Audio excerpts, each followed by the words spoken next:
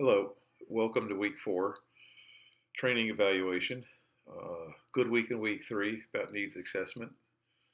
Um, Now we need to take those assessments and translate them into goals or objectives for our training, and then we need to figure out how to test the outcomes of those objectives. If we train on each of those, do we have a measure that says we were successful or not? Many reasons for wanting to test your outcomes. There's the personal satisfaction in knowing that you were an effective instructor or trainer. Your message got across. It meant something to the people. They took it on board. They can use it, and it'll be reflected in their performance in various situations throughout their jobs and their career. The other aspect of evaluating a trainer is your boss wants to know if he's getting a return on his investment. The company, the management has invested in you as a trainer, maybe some other trainers, the facilities, the documentation, the resources and the assets. All of this is an investment of time, money.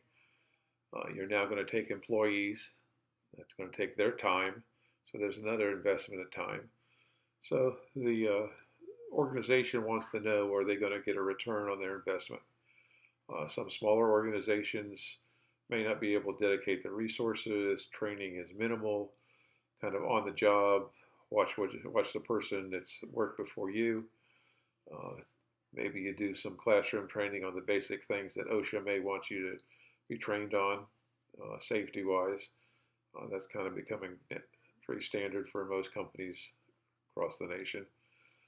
But to really get into large training, improving employees' skills, their knowledge management, getting them to the point that maybe they can make decisions on their own with the knowledge that they've received.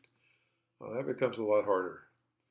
One of the hardest parts of training evaluation is the measures. How are you going to measure it?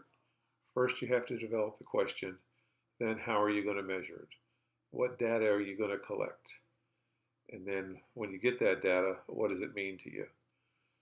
This is the first time that I have seen these terms really come up to this detail, as similar to my dissertation and the DBA program. You pose a question. What do you want to measure? How are you going to measure it? What databases are you going to generate? Then how are you going to analyze it? Is the data or your outcomes going to be valid?